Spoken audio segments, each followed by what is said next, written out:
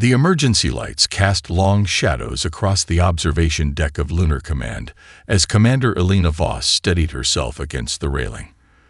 The power surge rippled through the station systems, causing holographic displays to flicker and dim. She didn't flinch, not anymore. After 20 years of living on the edge of extinction, little could unsettle her. Stabilizing at 87%, Commander, reported Lieutenant Kamari from the operations console. Backup generators are compensating. Voss nodded silently, her attention fixed on the vista beyond the reinforced viewport. The endless night of space was punctuated by the gleaming hulls of humanity's armada. 7 million vessels of varying sizes, from nimble fighters to city-sized dreadnoughts, performing their final synchronization tests in tight formation around the moon's cratered surface. Each vessel represented countless sacrifices. Each weapon system, each shield generator, each FTL drive had been built with materials salvaged from asteroid belts and outer planets, fashioned by hands that worked until they bled. Many of those hands belonged to people who would never live to see this day.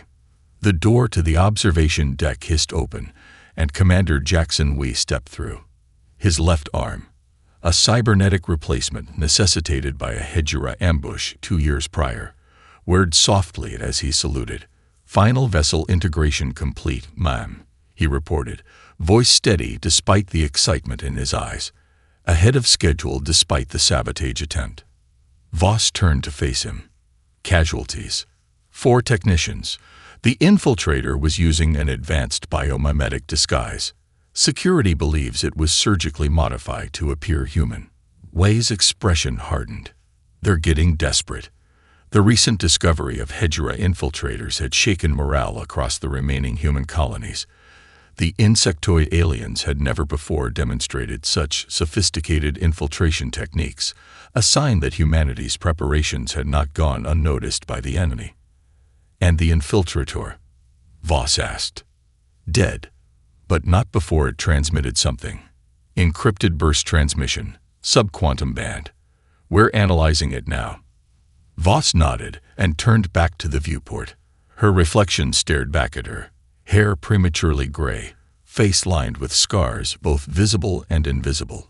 She absently touched the small tablet tucked into her uniform pocket.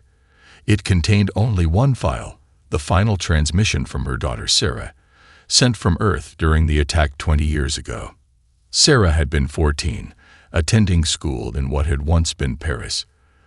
The transmission lasted 6 seconds before cutting off, just long enough for her to say she loved her mother, just long enough for Voss to hear the terror in her voice as the Hedgera weapons found their mark. "Commander," Wei said, breaking the silence, "the fleet is awaiting your address." Voss straightened her uniform and walked to the communications console. A sea of faces would be watching.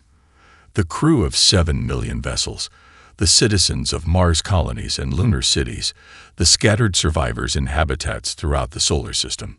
Many had been born after Earth's fall. They had never felt natural gravity or breathed unfiltered air. They had been raised on stories of a blue world that now existed only in historical archives. "Open fleet-wide channel," she ordered. The console operator nodded. "Channel open, Commander. You're live to all vessels and colonies." Voss took a deep breath. The speech she was about to give had been 20 years in the making, but the words came easily. They were etched into her soul, forged in grief and tempered by determination. "This is Commander Elena Voss to all human forces. Today we fulfill the promise made in the ashes of our homeworld. Today we answer 2 decades of preparation with action." Her voice resonated through the command center, steady and unyielding. The Hedgera believed they had broken humanity when they destroyed Earth. They believed we would scatter, diminish, and eventually fade into memory like so many species before us. She paused, allowing her gaze to sweep across the vast armada visible through the viewport. They were wrong. In 7 days, Operation Lazarus commences. We will strike 37 Hedgera worlds simultaneously. We will show them that humanity does not break. We transform. We do not forget. We calculate. We do not forgive. We respond. The channel filled with cheers from a million voices across the fleet. Voss silenced them with a raised hand. "For Earth," she said simply, and the words echoed back from every ship, every colony, every last fragment of humanity. For Earth. The air recyclers in Mars Colony Delta's engineering sector struggled to filter out the metallic tang of ozone as Kai Idrisi hunched over his workstation. Blood trickled from his nose, a side effect of the neural enhancers most engineers now use despite the health risks.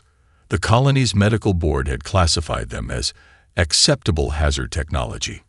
Earth's destruction had redefined acceptable. "Final simulation complete," he announced to the empty room, his voice slightly slurred.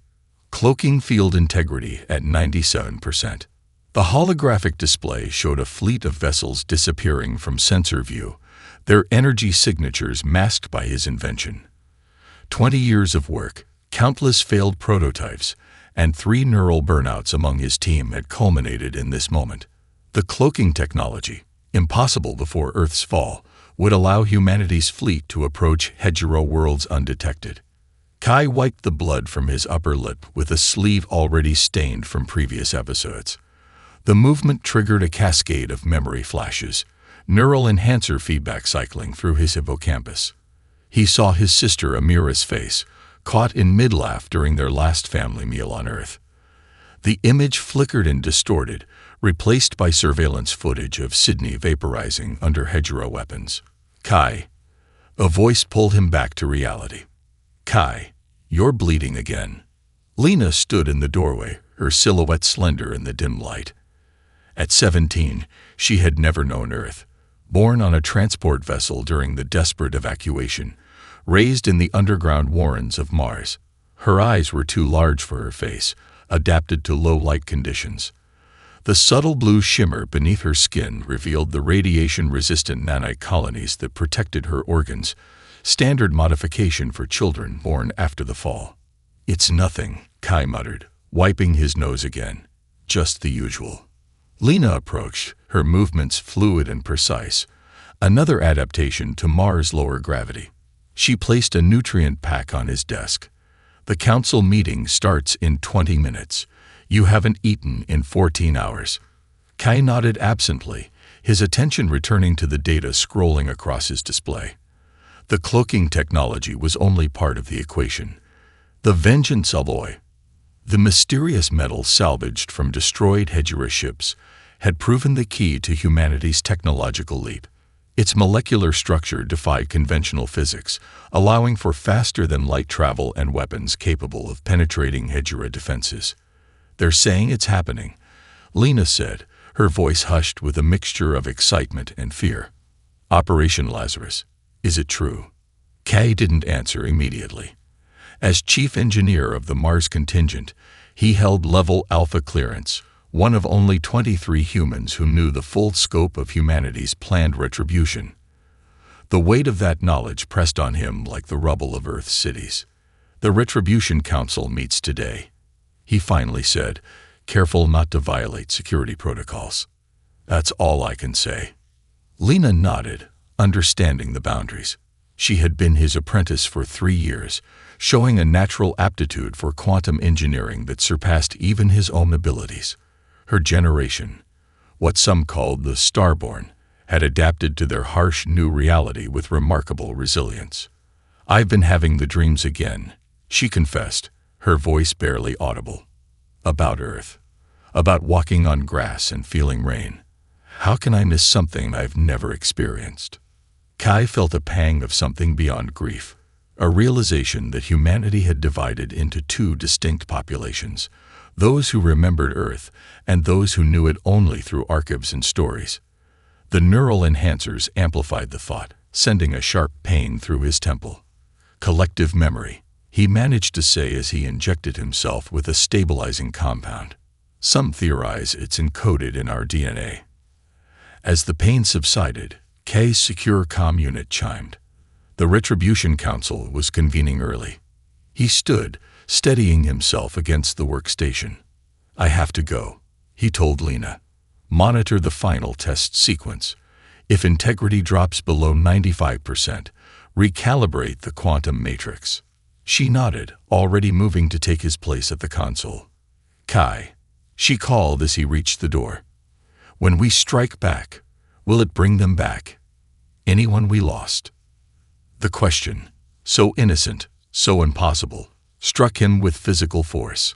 Kai thought of his sister's laugh, his parents' faces, the world that had been burned away.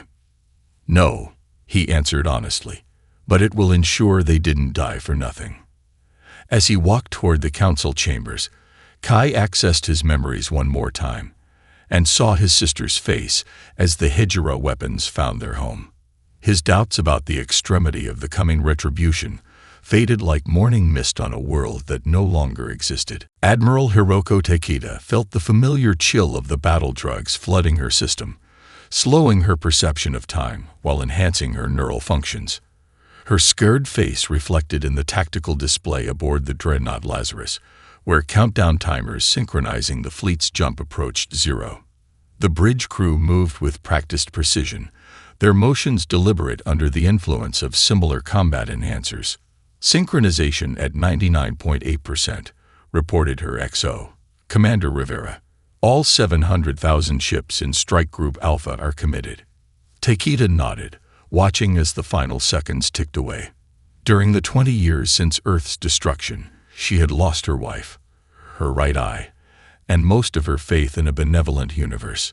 What remained was purpose, cold, unwavering, and absolute. For Earth, she whispered as the countdown reached zero.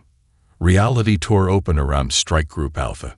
700,000 human vessels simultaneously ripped holes in space-time across 13 Hejira star systems, emerging from the void like vengeful ghosts. Through her augmented perception, Takeda witnessed the initial moments of humanity's counterstrike in crystalline detail. The Hejira homeworld of Kithlon filled the main view screen, a planet of impossible beauty with crystalline cities that spiraled toward the sky in geometric perfection. Orbital platforms swarmed with activity as the insectoid aliens registered the human fleet's arrival. Takeda's enhanced senses detected their communications, panic transmissions that the ship's AI translated in real time. The dead return, screamed one Hejira commander. The Earth vermin survive. Alert the Architect pavilions. All vessels, weapons free, Takeda ordered, her voice unnaturally calm. Primary targets as designated. Civilian centers are to be spared. Remember Protocol 7. The human fleet unleashed 2 decades of technological development in a coordinated barrage. Reverse-engineered and improved Hejira weapons cut through the unprepared defense forces with surgical precision. Orbital platforms crumbled under concentrated fire, their crystalline structures shattering into glittering debris fields. The Hejira ships, elegant and deadly, responded with increasing desperation, but their tactics betrayed their shock. They never expected us, Rivera noted with grim satisfaction. They thought we were extinct. Takeda studied the tactical display. The Hejira have never faced serious opposition. Intelligence indicates their species has expanded unchallenged for 50,000 years. Their society has no concept of total war. On the surface of Kithlon, Hejira civilians fled their beautiful but defenseless cities. Human targeting systems carefully avoided population centers while methodically eliminating military installations. This was not the indiscriminate genocide the Hejira had unleashed on Earth. This was precise retribution, guided by a moral code the enemy had never bothered to develop. Admiral, called the sensor officer, her voice cutting through Takeda's concentration. I'm detecting an anomalous structure in the southern hemisphere. It doesn't match known Hejira architectural patterns. The display shifted to show a massive temple-like building that stood apart from the crystalline aesthetics of the surrounding city. Its design featured hard angles and mathematical precision that seemed almost mechanical rather than organic. Takeda's enhanced mind calculated risk factors and strategic implications in microseconds. Prepare a marine contingent. I'm leading a ground team to investigate. Rivera's expression revealed shock even through his battle drug haze. Admiral, with respect, direct command protocols prohibit. I'm aware of the protocols, Commander, Takeda interrupted. But something about that structure. She paused, studying the building's unusual geometry. It doesn't belong here. And I want to know why. The battle for orbital supremacy continued as Takeda's shuttle descended toward the planet's surface, protected by a squadron of fighter escorts. Reports flooded in from across 13 star systems.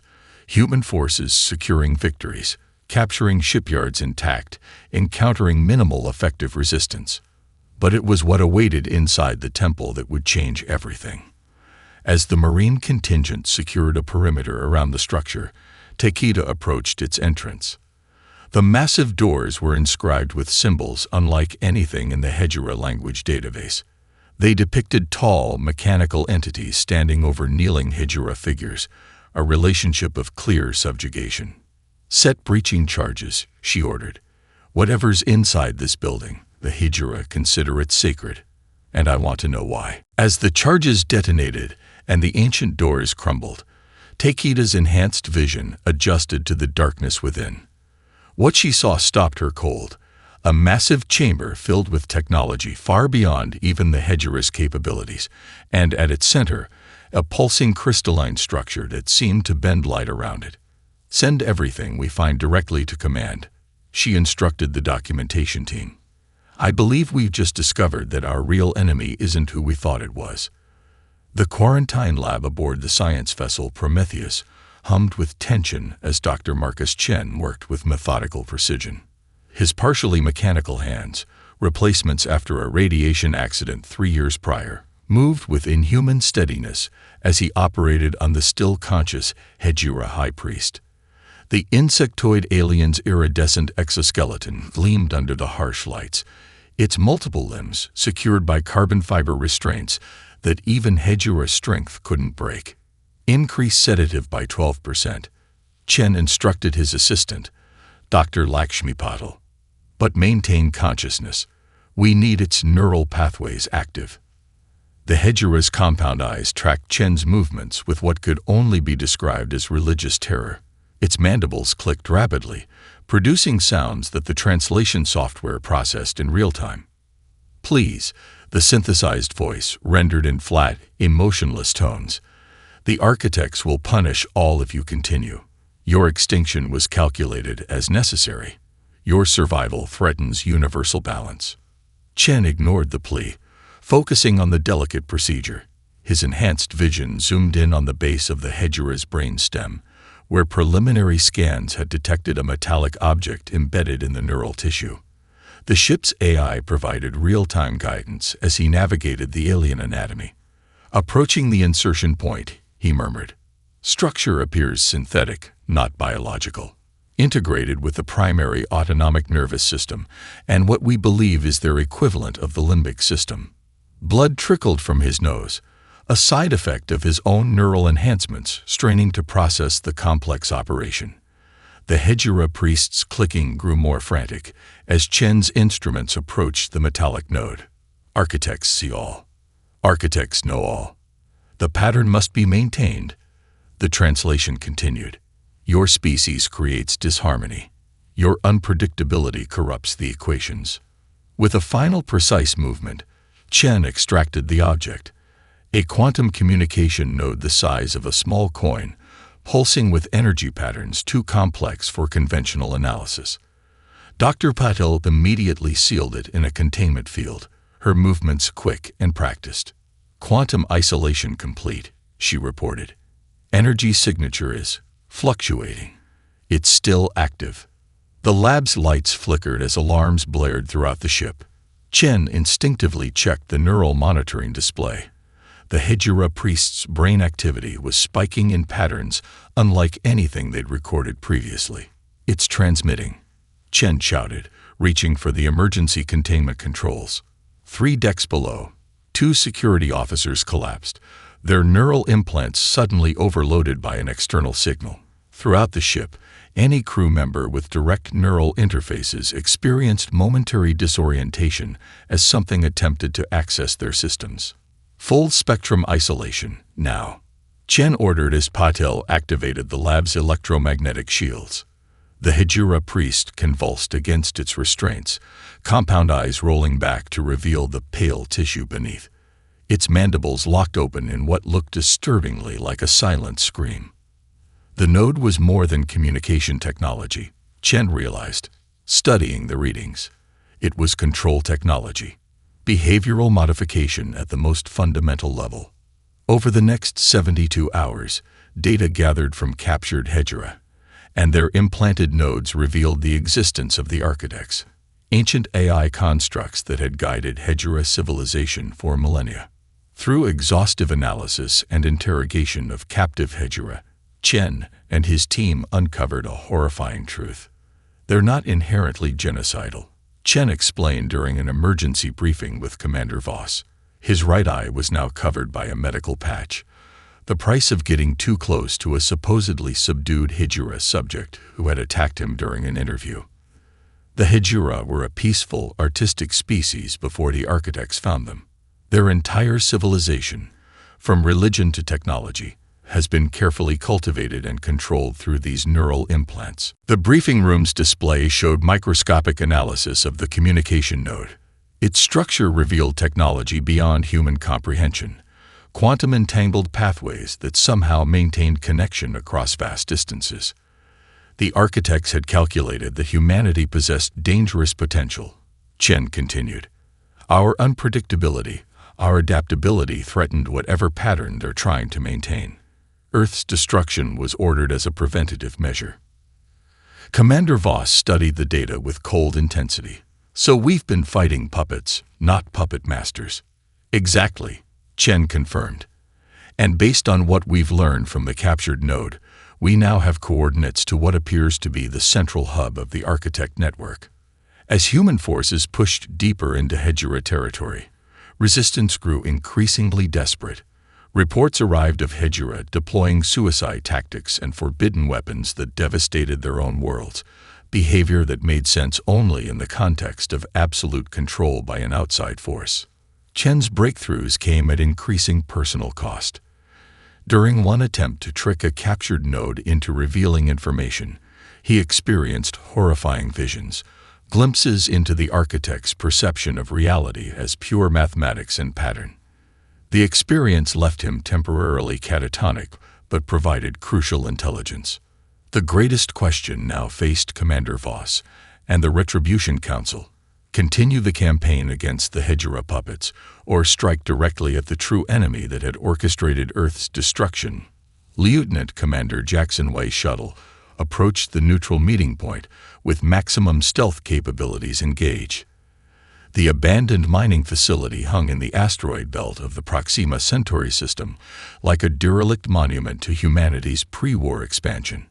His hand reflexively checked the suicide pill embedded in his molar, standard procedure for any direct contact with Hejira. The scar tissue on his face pulled tight as he clenched his jaw.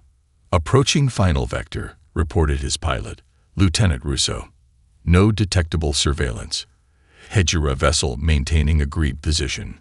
We nodded, his eyes never leaving the tactical display. 20 years ago, he had watched helplessly as Hejira weapons reduced his hometown to ash. His parents, 2 brothers, and young niece had vanished in that conflagration. The memory surfaced whenever he closed his eyes, as fresh as the day it happened. Status of security team? He asked, voice controlled and professional despite the turmoil within. In position, sir. Snipers have clear sightlines on the meeting area. QETs are online for instant evacuation if needed. The shuttle docked with practiced precision. Wei led his team through the airlock into the facility's main chamber, a cavernous space formerly used for processing asteroid minerals. The air inside was stale but breathable. His security team took positions along the walls, weapons at ready. Minutes later, the opposing airlock cycled open to admit the Hejira delegation. 7 of the insectoid aliens entered, their iridescent exoskeletons reflecting the dim emergency lighting. Leading them was a Hejira unlike any Wei had seen before, its carapace marked with intricate scarification that intelligence identified as denoting leadership status. Exarch Clith Tar, Wei acknowledged with a formal nod, using the translation device at his throat. The alien's compound eyes studied him with unnerving intensity. "Lieutenant Commander Wei," it responded through its own translator. "We appreciate your willingness to meet despite circumstances." The tension in the chamber was palpable. Wei's security team remained rigidly alert, fingers never far from triggers. The Hedgera delegates stood unnaturally still, their posture betraying what human xenopsychologists had identified as anxiety. Before Wei could respond, movement flashed in his peripheral vision. Sergeant Torres, whose brother had died in the assault on Hedgera Outpost K7, lunged forward, sidearm drawn. "For Earth," he screamed, firing directly at Clithtar. Wei reacted instantly, throwing himself at Torres. The plasma bolt went wide, striking one of the Hedgera delegates in the thorax. Chaos erupted as both security teams opened fire. Wei tackled Torres to the ground as searing pain tore through his shoulder. A stray shot from one of the Hedgera defenders. 3 humans and 7 Hedgera lay dead in the first 30 seconds of firefight. Wei, struggling to remain conscious through the pain, saw Clithtar gesturing frantically for his remaining guards to cease fire. "Enough," the Exarch's translated voice boomed. "This accomplishes nothing." To Wei's astonishment, the Hedgera leader approached him directly, mandibles working in what intelligence had identified as a medical assessment pattern. Without hesitation, Clithtar produced a vial from its ceremonial harness and applied the contents to Wei's plasma burn. "Your species' rage is justified," the translator rendered in Wei's earpiece as alien digits probed his burned flesh with surprising gentleness. "But the true enemy watches and laughs while we destroy each other." The Hedgera biochemical compound numbed the pain immediately, cellular regeneration accelerating visibly as Wei watched his own tissue begin to repair. "Why help me?" Wei managed through gritted teeth.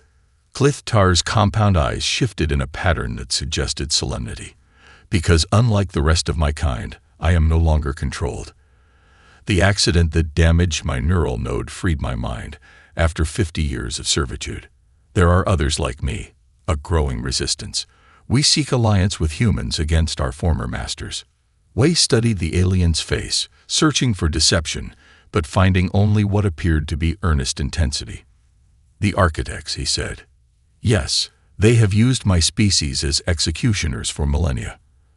Earth was merely their most recent target, one of dozens of civilizations eliminated because they threatened the architects' patterns." Despite his training, despite his hatred, Wei found himself considering the possibility that this creature was telling the truth. The tactical implications alone demanded attention. Turning even a fraction of the Hedgera against their masters could prove decisive. "I'll need proof," Wei stated flatly, allowing Clithtar's medic to continue treating his wound. "You shall have it," the Exarch replied, mandibles clicking in what might have been relief. "Beginning with this." The Hedgera leader extended one of its upper limbs, revealing a small crystalline device. Complete schematics of the architect control network, the location of their primary communication nodes, and something more, evidence of the worlds that came before yours. The civilizations my kind was forced to eliminate, preserved in our memory as penance. Wei accepted the device with his functioning arm, the weight of its implications heavier than its physical presence. "This doesn't make us friends," he warned. "No," Clithtar agreed. "But perhaps it makes us allies against a common enemy who has manipulated us both." The combined human Hedgera fleet emerged from faster-than-light travel at the edge of an uncharted system, dominated by a blue hypergent star. Admiral Takeda stood rigid on her command deck, her organic and cybernetic eyes widening at the impossible structure that filled the view screen. A massive Dyson swarm stretched across billions of kilometers, countless geometric structures orbiting the star in perfect mathematical harmony. "Sweet, merciful Earth," whispered her XO, Commander Rivera, abandoning protocol in the face of such overwhelming scale. "Sensor analysis," Takeda ordered, her neural interface connecting her directly to fleet operations. Information flowed through her consciousness like blood through veins, bringing with it the cold certainty that they faced something far beyond their understanding. Energy output exceeding all Hedgera worlds combined by a factor of 10,000, reported the science officer, her voice steady despite the tremor in her hands. We're detecting computational substrate interwoven throughout the structure. Sir, if our readings are correct, this is a mine the size of a solar system, the largest concentration of human vessels ever assembled. 4 million ships, formed up alongside 800,000 Hedgera vessels, led by Exarch Clith-Tar's faction. Takeda couldn't help but appreciate the irony. Humanity's greatest armada now fought alongside members of the very species that had nearly eradicated them. We are detecting unusual energy signatures, her XO reported as sweat beaded on his forehead, despite the environmental controls. Like nothing we've encountered before. Some form of space-time distortion at coordinates Gamma-6. Takeda knew this was likely a one-way mission.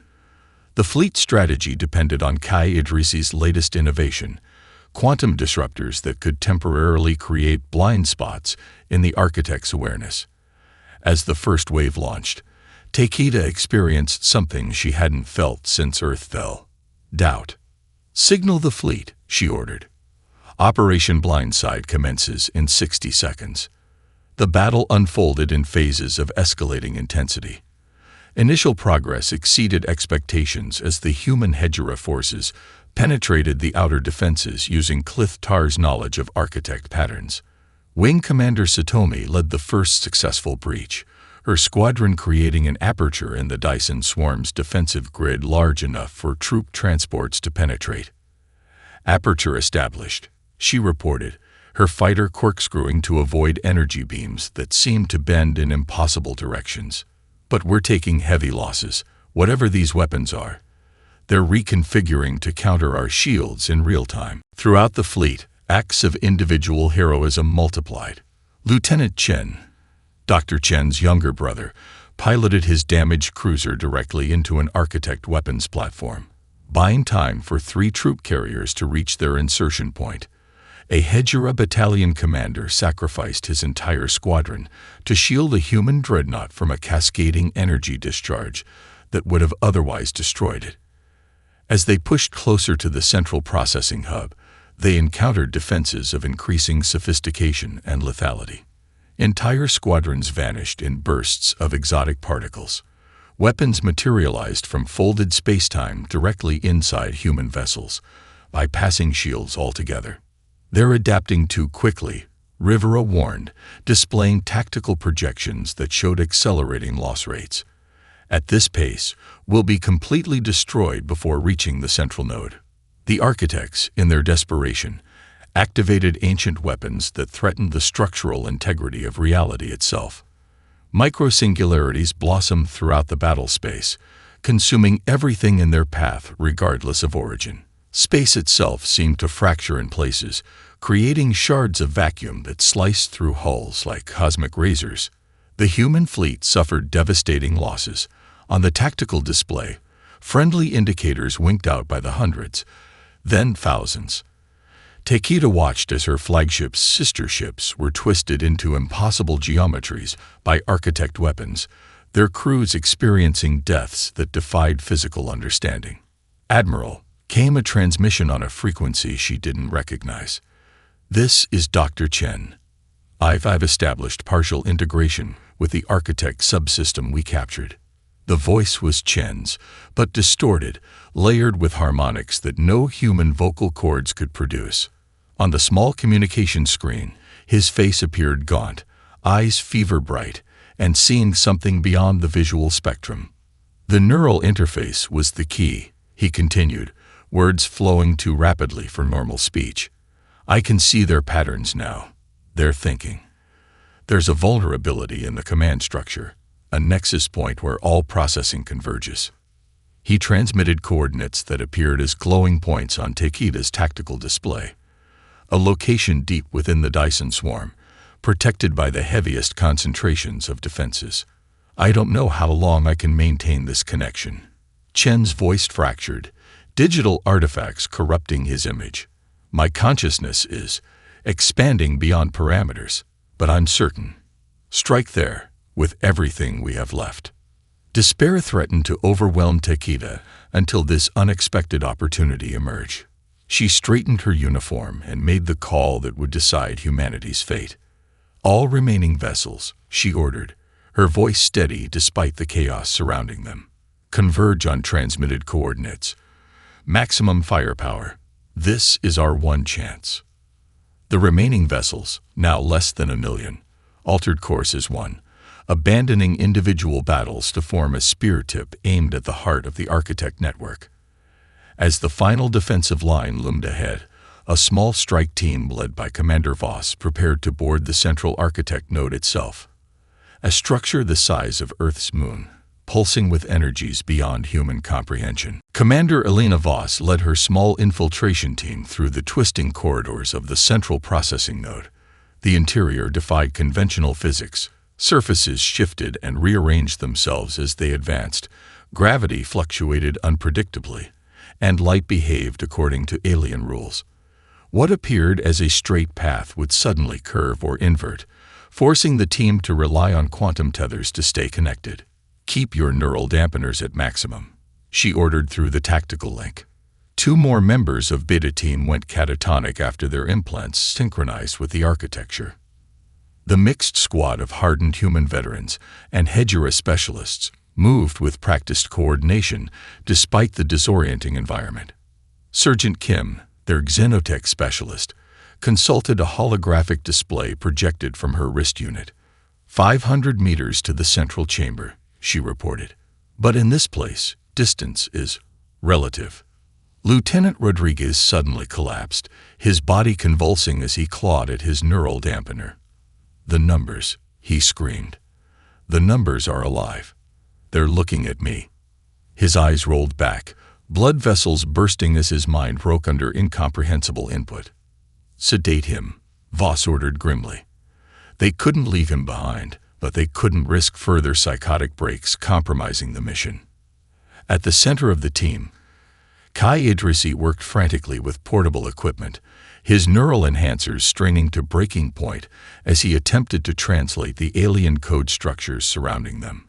Blood vessels had already burst in his eyes, turning the whites crimson as information flooded his augmented brain. I'm making progress, he whispered, his voice trained. Their code, it's not binary or quantum. It's using mathematical principles we've never conceived of. But there are patterns, familiar elements.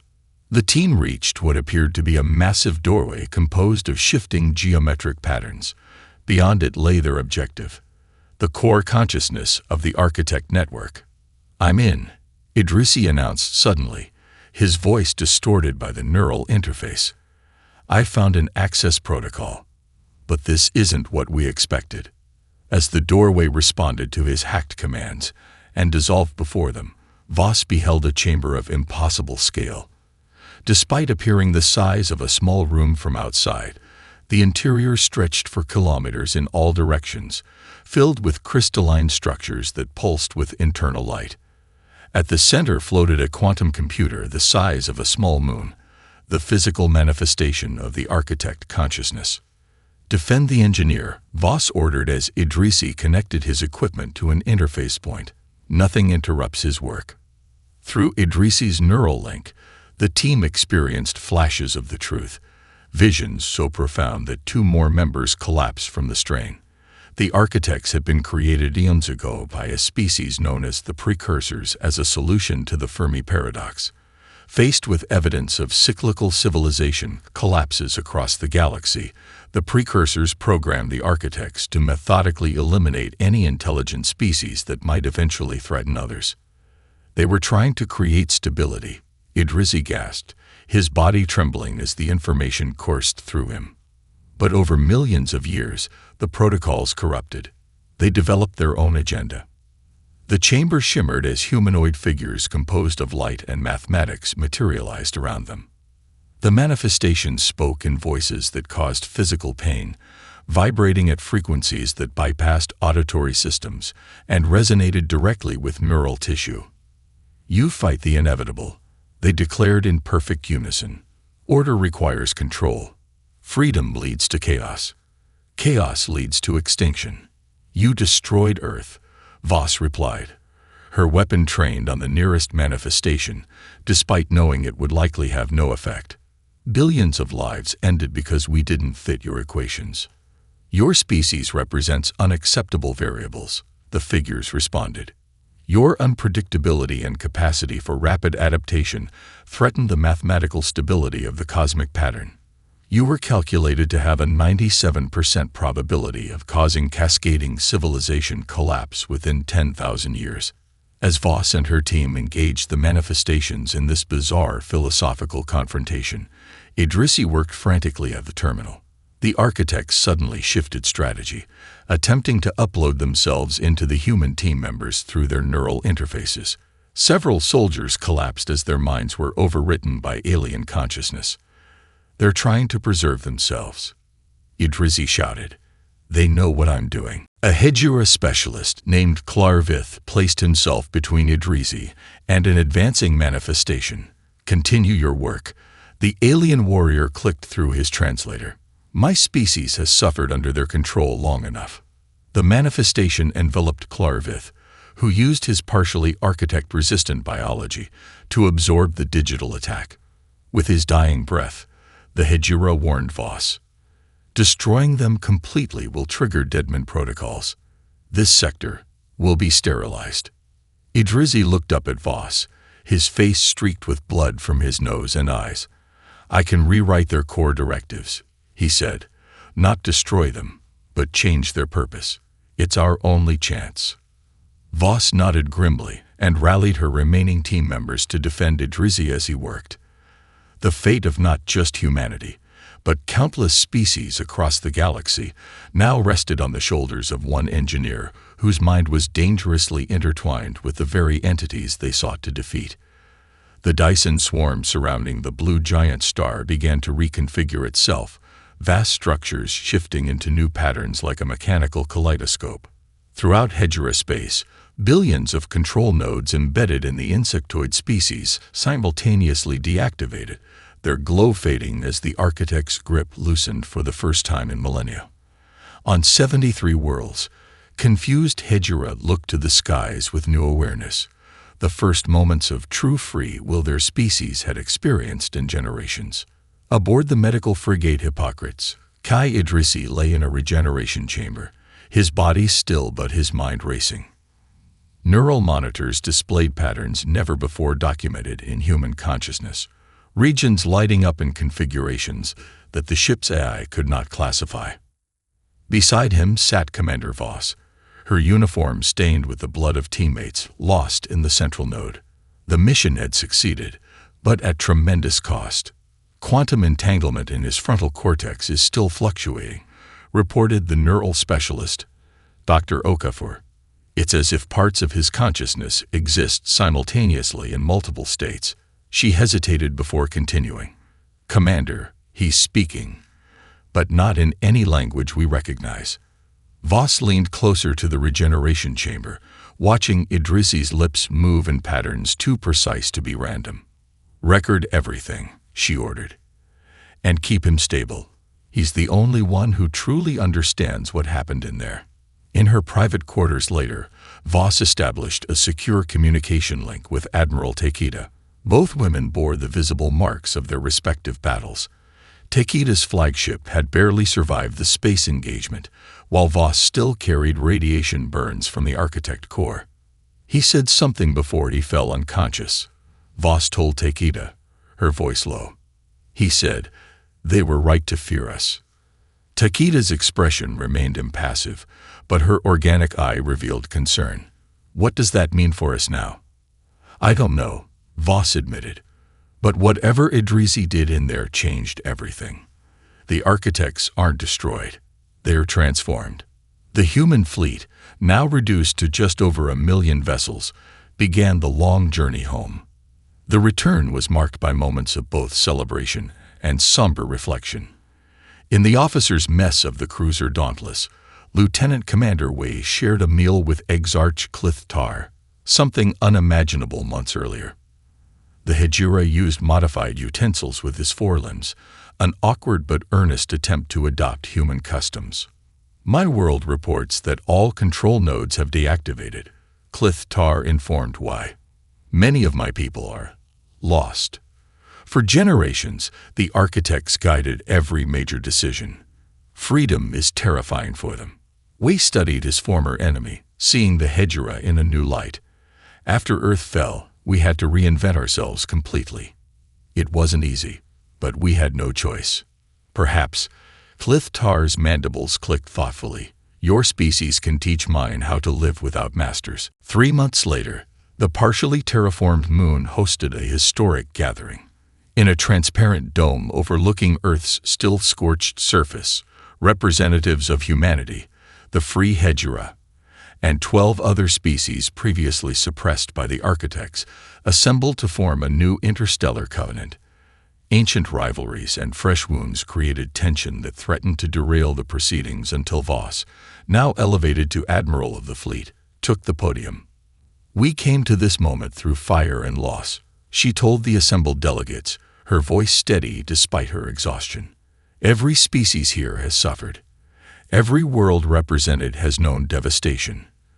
We have all been pawns in a game played by entities that saw life itself as an equation to be balanced. She paused, looking out at the diverse gathering, humans standing alongside beings that months ago they had been committed to exterminating. But today marks something unprecedented. Not victory. There has been too much loss for that word. Not peace. We have too much rebuilding ahead. Today marks the beginning of self-determination for all sentient life in this sector of the galaxy. The ceremony culminated with representatives planting seedlings from preserved Earth flora in lunar soil, fragments of a lost world taking root in new ground. The symbolism was lost on none present. As former enemies became cautious allies, the purpose of the remaining vessels became clear. The 7 million battleships built for war would now serve a different purpose, carrying species to reclaim dead worlds and build cooperative societies. In the final moments of the ceremony, Admiral Voss stood on the observation deck of the renamed flagship Prometheus, watching construction begin on the first interspecies colony on Jupiter's restored third moon. Beside her, Kai Idrisi, now partially cybernetic following his integration with architect systems, gazed at the stars with eyes that perceived spectra beyond normal human vision. We should be celebrating, Voss noted, studying his distant expression. But you've been troubled since we returned. The architects were right about one thing, Idrisi responded, his voice overlaid with subtle harmonics that hadn't been present before. Humanity is dangerous, not because we're warlike, but because we're unpredictable. We change. We adapt. We break patterns. Their conversation was interrupted as the ship's AI announced a priority communication. Long-range sensors had detected signals from beyond the galactic rim, complex patterns that matched neither known species nor architect communications. Voss and Idrisi exchanged a look of understanding as they turned toward the viewscreen, where the first indecipherable message was being analyzed. In the vast universe, there would always be new challenges awaiting. Humanity, tempered by near extinction and victorious against impossible odds, stood ready to face whatever came next, not alone, but as part of something greater than they had ever imagined possible.